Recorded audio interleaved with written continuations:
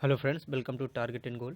Friends, आज का अपना टॉपिक है अंतःस्रावी ग्रंथियां और हार्मोन्स। तो अंतःस्रावी जो ग्रंथियां हैं वो हमारे शरीर में कौन कौन से हार्मोन्स जनरेट करती हैं और उन हार्मोन्स का काम क्या है, ये सारा जो भी कंटेंट रहेगा इससे संबंधित रहेगा। देखिए, जो भी ग्रंथियां हैं हमारे शरीर में वो ही सारा फंक्शन कर रही हैं। सारा फंक्शन का मतलब ये है कि आपका गुस्सा होना, आपका प्रसन्न होना, आपका किसी के प्रति प्रेम भाव से भरना, या फिर इवन आपकी शारीरिक क्रियाएं जो भी हो रही हैं, इवन कि आपका क्रोध है, घबराना है, और यहाँ तक कि जो सेक्सुअल एक्टिविटीज़ हैं, ये सारी जो भी एक्टिविटीज़ हो रही होती हैं ये हमारी ग्रंथियां ही नियंत्रित करती हैं और हमारा हार्मोन्स ही नियंत्रित करते हैं। इसका मतलब ये है कि अगर हार्मोन्स को बढ़ाया जाए या घटाया जाए तो हमारे शरीर के साथ में डिफरेंट डिफरेंट तरह की जो प्रक्रियाएं हैं वो हो सकती हैं। तो चलिए इसमें से हम एक एक कंटेंट शुरू करते हैं। और इसमें देखिए, जो ग्रंथियां हैं इनमें 3 तरह की ग्रंथियां होती हैं। कैसे? जैसे कि अगर हम इन 3 तरह को इसमें से बांटना चाहें तो पहली वो ग्रंथियां होती हैं जो होती हैं बाह्यस्रावी ग्रंथियां, दूसरी होती हैं अंतःस्रावी ग्रंथियां, एक होती हैं मिश्रित ग्रंथियां। तो बाह्यस्रावी जो ग्रंथियां होती हैं वो ग्रंथियां होती हैं जिनमें नलिका युक्त संरचना पाई जाती है। इसका मतलब है कि अगर कोई हार्मोन्स जनरेट होता है तो वो किसी नलिका के माध्यम से स्रावित होगा। लेकिन वहीं पर यदि हम बात करें कि अगर ऐसी ग्रंथि जो अंतःस्रावी ग्रंथि मतलब कि नलिका युक्त नहीं है, वो अंतःस्रावी ग्रंथि होगी। तो देखिए, बाह्यस्रावी ग्रंथि वो जो नलिका युक्त होती है, जैसे कि श्वेत ग्रंथियां मतलब कि पसीने की ग्रंथियां। तो जो पसीने की ग्रंथियां हैं, ये तैल की ग्रंथियां हैं हमारे शरीर के अंदर, ये होती हैं बाह्यस्रावी ग्रंथियां, ये नलिका युक्त होती हैं। अंतःस्रावी ग्रंथियां वो ग्रंथियां जिनमें नलिकाएं नहीं पाई जाती हैं और ये अपना जो हार्मोन्स है वो ब्लड में छोड़ती हैं। फिर इसके बाद में वो जो ब्लड के सर्कुलेशन से पूरे शरीर में वो फैलता है और जिस अंग को उसे उत्प्रेरित करना होता है वो उसी अंग को क्या करता है, उत्प्रेरित करता है। तो ये होती हैं अंतःस्रावी ग्रंथियां। एक ग्रंथियां होती हैं मिश्रित ग्रंथियां। अंतःस्रावी ग्रंथियों के एग्जाम्पल में जैसे कि हमारी पीयूष ग्रंथि है ना, अब टू या थायराइड ग्रंथि है, तो ये अंतःस्रावी ग्रंथियां हैं। और एक मिश्रित ग्रंथियां, तो मिश्रित ग्रंथियां वो ग्रंथियां होती हैं जो दोनों तरह का काम करती हैं, मतलब कि वो नलिका युक्त भी होती हैं और वो अंतःस्रावी ग्रंथियों के रूप में भी काम करती हैं। जैसे कि अपना अग्नाशय, तो अग्नाशय जो है वो दोनों तरह का मतलब कि अंतःस्रावी और बाह्यस्रावी। तो इस प्रकार से ग्रंथियां 3 तरह की होती हैं। चलिए बाकी कंटेंट में हम देखते जाएंगे। यहाँ पर देखिए, मिलान करना है हमें। तो जनन ग्रंथि ये है प्रोजेस्टेरॉन से संबंधित। एक बात और बता दें फ्रेंड्स आपको कि अगर आप साइंस के अगर पूरे डिटेल्ड वीडियो चाहते हैं तो वो आप हमारी प्लेलिस्ट में जाके देख सकते हैं। तो वहाँ पे हमने बायोलॉजी बहुत ही डिटेल में पढ़ाया है और वहाँ आप इसका पूरा डिस्क्रिप्टिव फॉर्म पढ़ सकते हैं। तो वहाँ भी आप इसको प्रेफर कर सकते हैं। तो देखिए, जनन ग्रंथि किससे? प्रोजेस्टेरॉन से संबंधित है। प्रोजेस्टेरॉन एक हार्मोन्स होता है जो कि स्त्रियों के शरीर में स्रावित होता है। तो ये जनन ग्रंथियों से संबंधित होता है प्रोजेस्टेरॉन। पीयूष ग्रंथि वृद्धि हार्मोन्स को जनरेट करती है। वृद्धि का जो माप है या वृद्धि का घटना बढ़ना, ये सब डिपेंड करता है पीयूष ग्रंथि द्वारा स्रावित वृद्धि हार्मोन्स पर। इंसुलिन, इंसुलिन अग्नाशय से निकलता है और ये इंसुलिन जो है ये शर्करा को या ग्लूकोज को कंट्रोल करता है। अधिवृक्क कार्टिसोल, तो ये इस प्रकार से अधिवृक्क कार्टिसोल से संबंधित है। फिर से देखिए, पुनः हमें मिलान करना है। प्रोजेस्टेरॉन ये गर्भाशय महिलाएं, मतलब कि प्रोजेस्टेरॉन होता है ये महिला के गर्भाशय में उत्पन्न होता है, या फिर कहें कि अगर मान लीजिए प्रसव होता है महिलाओं को तब भी ये प्रोजेस्टेरॉन उसमें सहायता करता है। टेस्टोस्टेरॉन, टेस्टोस्टेरॉन जो होता है ये अंडाशय में, मतलब कि पुरुषों के अंडाशय में उत्पन्न होने वाला हार्मोन्स है। थायरॉक्सिन जो हार्मोन्स है ये थायराइड ग्रंथि में, जो कि गले में पाई जाती है, जो गले में देखेंगे आप तो एक ऊंचा ऊंचा स्थान जो दिखाई देता है वही होता है हमारा इसका थायरॉक्सिन का। अब देखिए, ये जो थायराइड जो है ग्रंथि, ये शरीर की सबसे बड़ी अंतःस्रावी ग्रंथि होती है? तो अगर प्रश्न ऐसा है कि शरीर की सबसे बड़ी अंतःस्रावी ग्रंथि कौन सी है, तो यही होती है गले वाली ये थायराइड ग्रंथि। यदि किसी प्राणी को कार्बोहाइड्रेट से भरपूर चीजें खाने को दी जाएं, तब भी उसके रक्त में शर्करा का सांद्रण स्थिर रहने की आवृत्ति होती है। इसका कारण क्या होता है? तो देखिए, अगर किसी व्यक्ति को कार्बोहाइड्रेट या फिर शुगर की बहुत सारी चीज़ें खाने को दी जाती हैं, फिर भी जो शर्करा का मात्रा है उसके ब्लड में नियंत्रित रहता है। इसका कारण होता है अग्नाशय के हार्मोन्स से, या अग्नाशय में उपस्थित होने वाला वाला जो हार्मोन्स है वो इसको क्या कर लेता है, वो कंट्रोल कर लेता है। अगर अग्नाशय की खराबी हो जाए तो क्या होगा कि ये ग्लूकोज की मात्रा बढ़ जाएगी। इसका मतलब है कि वो इंसुलिन उत्पादित नहीं करेगा। तो अग्नाशय से उत्पादित होने वाला जो इंसुलिन हार्मोन्स है ये ब्लड के शर्करा को कंट्रोल करता है, और ब्लड के शर्करा को एक्चुअली क्या करता है कि हमारा जो ग्लूकोज है इस ग्लूकोज को ग्लाइकोजन में परिवर्तित कर दिया जाता है, और ग्लाइकोजन जो है वो यकृत में स्टोर हो जाता है। तो यकृत में स्टोर ग्लाइकोजन जो है, अगर आवश्यकता पड़ी तो इसका मतलब अगर ब्लड में ग्लूकोज की मात्रा कम हो जाती है तो वही ग्लाइकोजन फिर से ग्लूकोज में परिवर्तित करके ब्लड में मिला दिया जाता है। तो इस प्रकार से इंसुलिन हार्मोन्स अपना काम करता है। इसके साथ साथ में देखिए ग्लूकागॉन, ये ग्लूकागॉन भी जो होती है ये भी अग्नाशय से ही उत्पन्न होता है। अग्नाशय जो होता है इसमें से अल्फा, बीटा और इसके बाद एफ सेल्स भी इसमें पाई जाती हैं। तो देखिए, जो अल्फा सेल होती हैं इसमें से ये ग्लूकागॉन का उत्पादन करती हैं, और जो बीटा सेल होती हैं वो इंसुलिन का उत्पादन करती हैं। अग्नाशय को पाचक रस के उत्पादन के लिए उत्तेजित करने वाला जो हार्मोन्स होता है वो होता है सीक्रेटिन। देखिए, जो हमारी पीयूष ग्रंथि होती है, पीयूष ग्रंथि क्या करती है, इसे मास्टर ग्रंथि भी कहते हैं। तो पीयूष ग्रंथि कई तरह के हार्मोन्स उत्पादित करती है। उन हार्मोन्स में से कुछ हार्मोन्स ऐसे होते हैं जो दूसरी ग्रंथियों के द्वारा उत्पादित किए जाने वाले हार्मोन्स को क्या करते हैं, वो उत्तेजित करते हैं। तो अग्नाशय के को मतलब अगर अग्नाशय से पाचक रस का उत्पादन और इसका उत्तेजित करना है तो सीक्रेसिन इसके लिए काम करता है। मधुसूदनी मतलब कि इंसुलिन अंतःस्रावी हार्मोन्स है एक। तो ये क्या है, ये एक्चुअली एक क्या है, पेप्टाइड है। और ये जो इंसुलिन होता है ये एक प्रकार से प्रोटीन है। हार्मोन्स सारे जो होते हैं वो मोस्टली क्या है, प्रोटीन है। तो इंसुलिन भी एक प्रकार से क्या होता है, प्रोटीन होता है। टिन, जस्ता, तांबा तथा एल्यूमिनियम में से इंसुलिन में कौन सी धातु पाई जाती है? तो इंसुलिन में जस्ता पाई जाती है। तो अगर प्रश्न ऐसा आता है कि इंसुलिन में कौन सी धातु पाई जाती है, तो हमें मालूम है कि जस्ता इंसुलिन में उपस्थित होता है। कथन, और यहाँ पर देखिए कारण दिए हुए हैं। कथन दिया है, उदकमेह मतलब कि डायबिटीज इंसिपिड्स वाले व्यक्ति को प्रायः प्यास लगती है। उदकमेह वाला व्यक्ति वेसोप्रेसिन के अतिशय स्राव से ग्रस्त होता है। तो यहाँ पर देखिए, ये कथन तो सही है लेकिन यहाँ पर ये कारण जो है फ्रेंड्स ये गलत है। कथन देखिए कैसे सही है, यदि किसी व्यक्ति को अगर डायबिटीज हो जाती है तो इसका मतलब है कि उसको ज़्यादा मतलब प्यास लगती है, बार बार प्यास लगती है, और इसके साथ साथ ही उसको ज़्यादा टॉयलेट लगती है।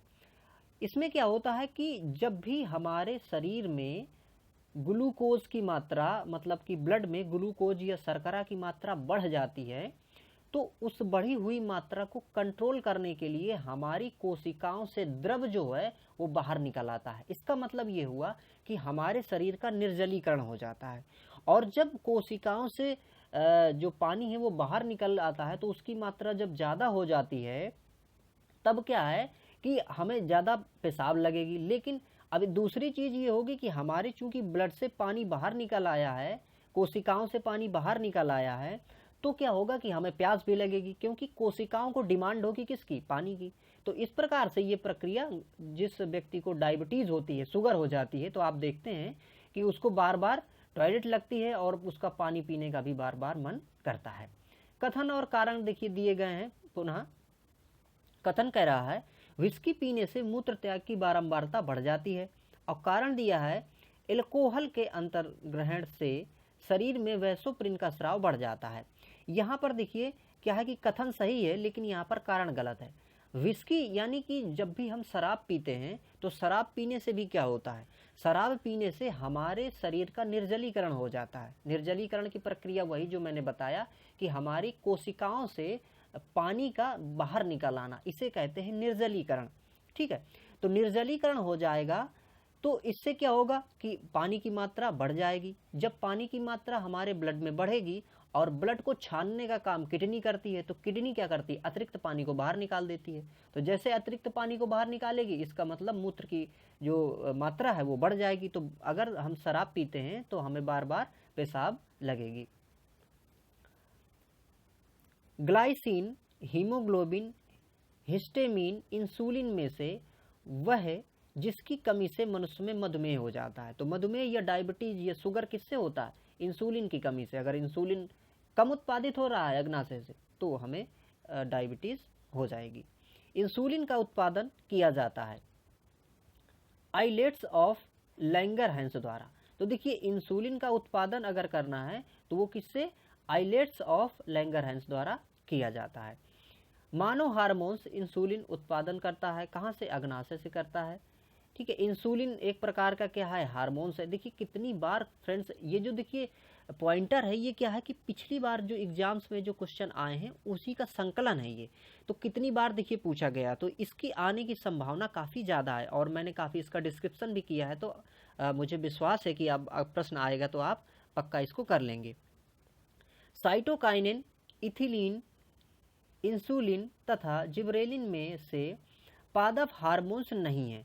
तो इनमें से देखिए इंसुलिन जो है वो पादप हार्मोन्स नहीं है, ये मनुष्य के शरीर में जनरेट होता है। बाकी देखिए साइटोकाइनिन, इथिलीन और जिबरेलिन ये सब क्या है कि ये पादप हार्मोन्स हैं, पौधों में ये पाए जाते हैं।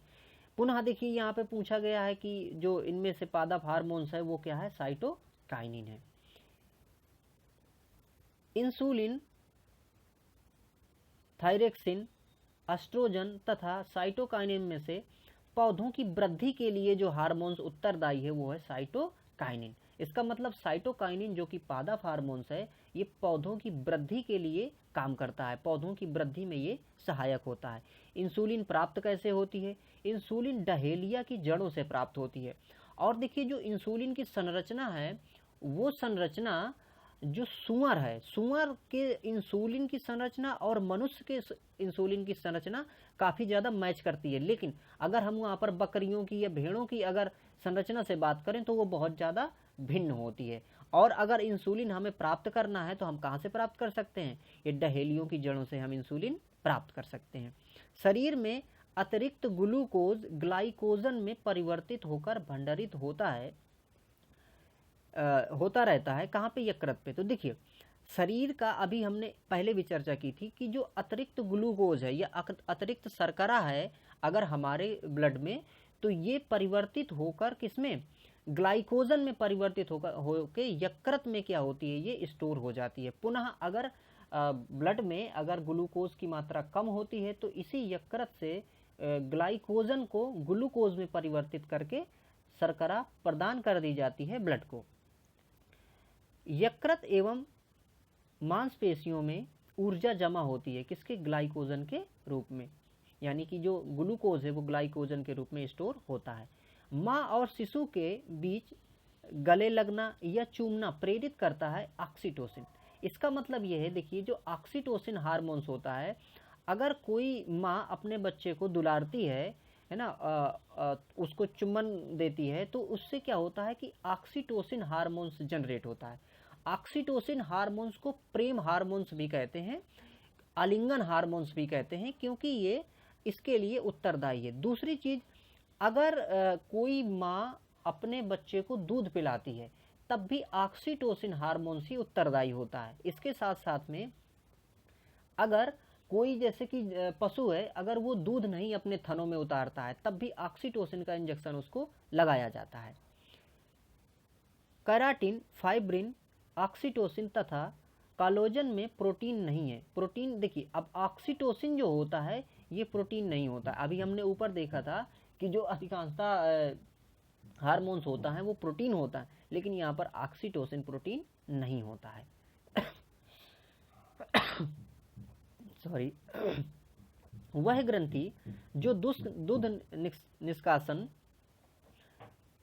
हार्मोन्स यानी कि ऑक्सीटोसिन का श्रवण करती है वो होती है कौन सी? पीयूष ग्रंथि। मतलब कि जो ऑक्सीटोसिन जिसे प्रेम हार्मोन्स कहते हैं वो पीयूष ग्रंथि द्वारा क्या किया जाता है? स्रावित किया जाता है। पीयूष ग्रंथि अपने प्रेरक हार्मोन्सों की वजह से अन्य अंतःस्रावी ग्रंथियों की स्रावी सक्रियाओं को नियंत्रित करती है। वह अंतःस्रावी ग्रंथि जो पीयूष ग्रंथि से स्वतंत्र काम कर सकती है वो है परावटु। अभी हमने ऊपर भी चर्चा की कि जो हमारी पीयूष ग्रंथि है या मास्टर ग्रंथि है ये क्या काम करती है कि अन्य ग्रंथियों के श्रावण को नियंत्रित करती है, लेकिन एक ग्रंथि जिसका नाम क्या है? परावटु, ये बिना उसके नियंत्रण के काम कर सकती है। गाय भैंस के थनों में देखिए दूध उतारने के लिए जो इंजेक्शन सुई लगाई जाती है वो कौन सी होती है? ऑक्सीटोसिन की होती है। सूखा सहिष्णुता से संबंधित हार्मोन्स कौन सा है? सूखा सहिष्णुता का मतलब ये है कि अगर सूखा पड़ जाता है, मान लीजिए वर्षा नहीं होती है, तो जो पौधे हैं वो किस हार्मोन्स या किस अम्ल की सहायता से अपने को सरवाइव कर पाते हैं? वो होता है एब्सिसिक अम्ल। थायरॉक्सिन क्या है? एक हार्मोन्स है। आयोडीन युक्त हार्मोन्स कौन सा होता है? थायरॉक्सिन होता है, जो कि गले की थायराइड ग्रंथि से उत्पादित होता है। आयोडीन युक्त नमक उपयोगी होता है क्योंकि यह थायराइड ग्रंथि को नियंत्रित करता है। आयोडीन जो नमक होता है, यानी कि जो आयोडीन है ये एक तो थायराइड ग्रंथि से निकलने वाला जो थायरॉक्सिन हार्मोन्स है इसके लिए आवश्यक है। दूसरी चीज शरीर का जो डेवलपमेंट है और जो मस्तिष्क का डेवलपमेंट है उसके लिए भी ये भी आवश्यक है। इसका मतलब ये है कि अगर आयोडीन युक्त नमक अगर छोटे बच्चों को नहीं दिया जाता है या फिर सामान्यतः मतलब बड़े मनुष्यों को भी अगर पर्याप्त मात्रा में नहीं मिलता है तो उनके मानसिक विकास में दिक्कत होने लगती है और शारीरिक विकास में भी दिक्कत होने लगती है। कथन और कारण दिए हुए हैं। कथन कह रहा है पहाड़ी क्षेत्रों में ग्वाइटर मतलब कि घेंघा रोग एक समान बीमारी है, और कारण कह रहा है कि पहाड़ी क्षेत्रों में लोगों के भोजन में आयोडीन की मात्रा कम होती है। तो यहाँ पर देखिए कथन और कारण दोनों सही हैं, और यहाँ पर जो कारण है वो कथन की व्याख्या भी कर रहा है, क्योंकि जो पहाड़ी क्षेत्र है वहाँ पर अधिकांशतः लोगों को ग्वाइटर या घेंघा रोग हो जाता है, क्योंकि वहाँ पर जो आयोडीन की मात्रा है वो कम मात्रा में पाई जाती है, यानी आयोडीन की कमी होती है। आयोडीन युक्त हार्मोन्स थायरॉक्सिन एक अमीनो अम्ल होता है। ये क्या होता है? एक अमीनो अम्ल होता है। थायराइड ग्रंथि से थायरॉक्सिन स्रावित करने के लिए उत्तेजित करने वाली अंतःस्रावी जो हार्मोन्स है वो होता है TSH। अब देखिए ये जो TSH हार्मोन्स है ये किससे निकलेगा? ये उसी मास्टर ग्रंथि से निकलेगा, है ना, पीयूष ग्रंथि से निकलेगा। और इस पीयूष ग्रंथि से निकलने के बाद ये करेगा कि थायराइड के को क्या करेगा? उत्तेजित करेगा, उत्प्रेरित करेगा हार्मोन स्रावित करने के लिए। थायरॉक्सिन, टेस्टोस्टेरोन, इंसुलिन तथा एड्रेनल हार्मोन्सों में से आयोडीन युक्त होता है। कौन सा होता है? ये थायरॉक्सिन होता है, आयोडीन युक्त होता है। अब यहाँ पर देखिए हमें मिलान करना है एड्रीनेलिन। तो एड्रीनेलिन जो है ये किससे संबंधित है? देखिए क्रोध, भय और खतरा से। एस्ट्रोजन जो है ये स्त्रियों से हार्मोन से संबंधित है। इंसुलिन ग्लूकोज से संबंधित है, और फेरोमेन गंध के बोध से साथी को आकर्षित करने से संबंधित है। यहाँ पर देखिए एड्रीनेलिन जो होता है, ये एड्रीनेलिन जो होता है हमारी जो किडनी होती है इसके ऊपर पाई जाती है, टॉप पे। अब ये जो एड्रेनलिन है ये जो हार्मोन्स उत्पादित करती है इससे हमारी जो चीजें जनरेट होती हैं वो क्या है? क्रोध, भय और खतरा। अगर किसी व्यक्ति को क्रोध आता है तो इसका मतलब यह है कि एड्रेनलिन वहां पर काम कर रहा है। इसी प्रकार से भय और इसी प्रकार से खतरे को अगर सचेतता होती है या खतरा अगर महसूस करता है दिमाग, तब एड्रेनल वहां पर क्या होती है कि सक्रिय हो जाती है। यहाँ पर देखिए अगर आप एड्रेनलिन सक्रिय हो रही है तो एड्रेनल के सक्रिय होने से क्या होगा कि हमारे जो ब्लड का सर्कुलेशन है वो ब्लड का सर्कुलेशन पेट की ओर ना हो कि मस्तिष्क की ओर हो जाता है। और चूंकि आप जानते हैं कि मस्तिष्क को जितनी मतलब ऊर्जा चाहिए काम करने के लिए वो अगर ज़्यादा मात्रा में मिल जाए तो क्या होगा कि दिमाग जो है वो तेज़ी से काम करने लगेगा, तेज़ी से फंक्शन करने लगेगा। तो एड्रेनिल जो है यही काम करती है। यहाँ पर देखिए एक चीज़ और, ये फेरोमोन जो दिया है, फेरोमोन जो है ये गंध के बोध से साथी को आकर्षित करने के लिए महत्वपूर्ण होता है। तो देखिए प्रत्येक व्यक्ति हो, मनुष्य हो या फिर कोई भी जानवर हो, उसमें एक अपनी गंध होती है और उस गंध से मतलब कि दूसरे जो भी जानवर हैं उनको वो पहचानते हैं। जैसे कि आप देखिए, जैसे बकरियां हैं बहुत सारी, ठीक है, तो बकरियां हैं और उनके बच्चे हों, कई सारे बच्चे हों, कई सारे बकरियां हों, आप उनको ऐसे ही छोड़ दीजिए तो उनकी मतलब जिसका जो बच्चा होगा वो उसी को दूध पिलाएगी। ऐसा क्यों होता है? वो तो हैं समान आकार के, आपको तो भिन्नता हो सकती है या आप तो पहचानने में भूल कर सकते हैं, लेकिन वो भूल नहीं करेंगी। क्यों? गंध के कारण। इसी प्रकार से जो पप्पी होते हैं मतलब उनके पिल्ले होते हैं, वो उनमें से यही चीज़ होती है। इसके साथ साथ आपको एक कमाल का फैक्ट मैं बताता हूँ कि जो रेशम का कीड़ा होता है, रेशम का कीड़ा अपने साथी की गंध को कई किलोमीटर दूर से पहचान सकता है। तो इस प्रकार से ये फेरोमोन काम करता है। लड़ो और उड़ो हार्मोन्स, ये किससे संबंधित है? ये संबंधित है एड्रेनेलिन। तो एड्रेनेलिन जो हार्मोन्स है, या एड्रेनेलिन जो ग्रंथि है, ये जो हार्मोन्स जनरेट करती है, ये संबंधित होता है कि मतलब जो भी हमें क्विक डिसीजन लेनी है, तो इसको हम लड़ो और उड़ो हार्मोन्स कहते हैं। वह हार्मोन जिसके स्रावित होने से हृदय गति तीव्र हो जाती है, मतलब बढ़ जाती है, वो कौन सा है? वो है एड्रेनेलिन। तो एड्रेनेलिन जो है ये देखिए हृदय गति बढ़ा देता है। कैसे? जैसे आपको क्रोध आता है, ठीक है, आपको भय लगता है, तो आपके दिल की धड़कन तेजी से क्या होती है? बढ़ने लगती है। और तेजी से बढ़ने का मतलब ये है कि आपके ब्लड का सर्कुलेशन तेज हो गया है ना, और जो मस्तिष्क है उसको ज़्यादा ब्लड मिलने लगा है, ज़्यादा उसको ऑक्सीजन मिल रही है।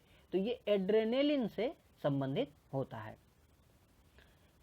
परितृप्ति एवं प्यास के केंद्र मानव मस्तिष्क में कहाँ होते हैं? तो मानव मस्तिष्क में ये होते हैं हाइपोथैलस में।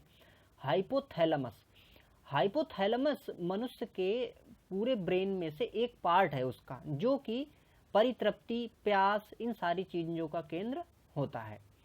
एस्ट्रोजन उत्पादित होता है कहाँ से? पुटकियों द्वारा। एस्ट्रोजन हार्मोन्स जो कि जनन हार्मोन्स है, स्त्रियों में उत्पादित होता है, तो ये पुटकियों द्वारा उत्पादित किया जाता है। एस्ट्रोजन एक हार्मोन्स है। देखिए किसी तरह से प्रश्न पूछा जाता है, लिख देगा कि एस्ट्रोजन निम्न में से क्या है ना, हार्मोन्स है या फिर मान लीजिए कोई और चीज़ इसमें से जोड़ के दे सकता है, तो इसको हमें सही से मार्क करना होगा फ्रेंड्स। स्त्रियों में रजोनिवृत्ति के पश्चात जिस हार्मोन्स का उत्पादन समाप्त हो जाता है वो है प्रोजेस्टेरॉन। इसका मतलब कि स्त्रियों की रजोनिवृत्ति के समय, उनके मासिक चक्र के दौरान प्रोजेस्टेरॉन जो हार्मोन्स होता है वो स्रावित होता है, और जब ये मासिक चक्र बंद हो जाता है तो प्रोजेस्टेरॉन का जो उत्पादन है वो समाप्त हो जाता है। मानव शरीर के संबंध में निम्नलिखित कथन दिए गए हैं और फिर इसमें से बताना है कि कौन से कथन यहाँ पर सत्य हैं।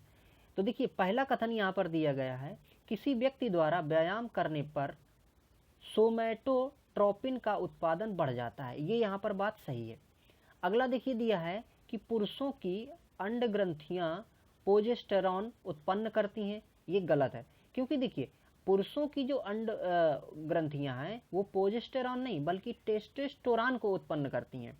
और अगला दिया है यहाँ पे, महिलाओं की अधिवृक्क ग्रंथियाँ टेस्टोस्टेरोन को उत्पन्न करती हैं, तो ऐसा नहीं है, ये उल्टा कर दिया इन्होंने। ठीक है, महिलाएं प्रोजेस्टेरॉन को उत्पन्न करती हैं। अगला है देखिए, इसी में कथन दिया है, प्रतिबल के कारण अधिवृक्क ग्रंथियों से सामान्य की तुलना में बहुत ही कम मात्रा में कार्टिसोल मोचित होता है। तो यहाँ पर ये जो कथन है ये यहाँ पर ये सही है। तो इस प्रकार से पहला और चौथा कथन यहाँ पर सही हो रहा है। अब देखिए यहाँ पर मिलान करना है हमें। तो देखिए जो टेस्टोस्टेरोन है ये क्या है? एक हार्मोन से। लाइपेज क्या है? एक एंजाइम है। और लेसिथीन क्या है? एक फास्फोलिपिड है। पॉलीथीन क्या है? एक बहुलक है। फिर से देखिए यहाँ पर कुछ कथन दिए गए हैं और उन पे हमें क्या करना है? विचार करना है। कथन यहाँ पर दिए गए हैं, यह मानव शरीर की सबसे बड़ी ग्रंथि है। ठीक है, यहाँ पर क्या है, यह मानव शरीर की दूसरी सबसे बड़ी ग्रंथि है, पहली नहीं दूसरी सबसे बड़ी ग्रंथि है। इसका रस एक विशेष प्रकार की कोशिकाओं से स्रावित होता है तथा क्षारीय होता है। ठीक है, अगला यहाँ पर कथन इसी के साथ में दिया है, इसके रस को पूर्ण पाचक रस कहते हैं।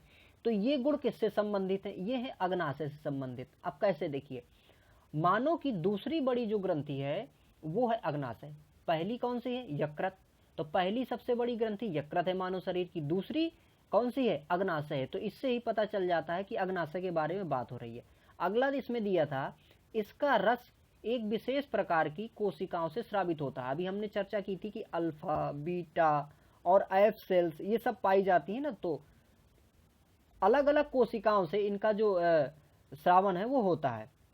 इसके साथ अगला यहाँ पर था, इसके रस को पूर्ण पाचक कहते हैं। तो हमें फ्रेंड्स ये बात भी ध्यान रखनी है कि अग्नाशय के जो रस, अग्नाशय का जो रस अग्नाशयी रस होता है, ये पूर्ण पाचक भी कहलाता है, क्योंकि इसमें लगभग सभी प्रकार के पोषकों को पाचन करने की क्षमता होती है। यकृत पसीने की ग्रंथि, अंतःस्रावी ग्रंथि तथा गुर्दा में से मनुष्य के शरीर में वाहिनीहीन है। वाहिनीहीन का मतलब है कौन, अंतःस्रावी ग्रंथियां। हमने शुरू में चर्चा की थी कि जिनमें मतलब नलिकाएं नहीं होती हैं, इसका मतलब वाहिनियां उनमें नहीं होती हैं, वो अंतःस्रावी ग्रंथियां होती हैं। और जिन जो बाह्यस्रावी ग्रंथियां होती हैं उनमें नलिकाएं पाई जाती हैं। मानव शरीर में रक्त कैल्शियम और फास्फेट को विनियमित करता है कौन, ये करता है परावटु। इसका मतलब ये हुआ कि अगर कैल्शियम और फास्फेट का नियंत्रण करना है तो परावटु ग्रंथि, या हम ये कहें कि परावटु जो ग्रंथि से परावटु जो हार्मोन्स जो जनरेट होता है वो इसको नियंत्रित करता है, कैल्शियम को। अगर ये नियंत्रित ना हो तो मानव शरीर की जो अस्थियां हैं उनका क्षरण भी होने लगता है। मानव शरीर की सबसे बड़ी ग्रंथि कौन सी, यकृत होती है। देखिए, मानव शरीर में सबसे छोटी अंतःस्रावी ग्रंथि ये कौन सी होती है, पिट्यूटरी होती है, पिट्यूटरी।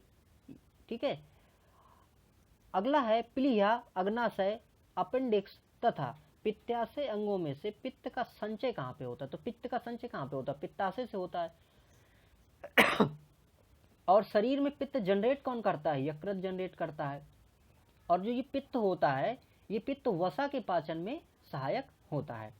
सामान्यतः मनुष्य के संदर्भ में, या मानव के संदर्भ में जो कथन दिए गए हैं वो ये हैं। देखिए, पहला कथन दिया गया है, HCl की मौजूदगी की अनुक्रिया के रूप में ग्रहणी से सिक्रेटिन उत्पन्न होता है। ये बात यहाँ पर सही है। अगला देखिए, दूसरा क्या है, वसीय अम्लों की मौजूदगी की अनुक्रिया के रूप में क्षुद्रांत से एंटोरोगेस्ट्रॉन उत्पन्न होता है। तो यहाँ पर ये दोनों चीजें क्या हैं, सही हैं फ्रेंड्स।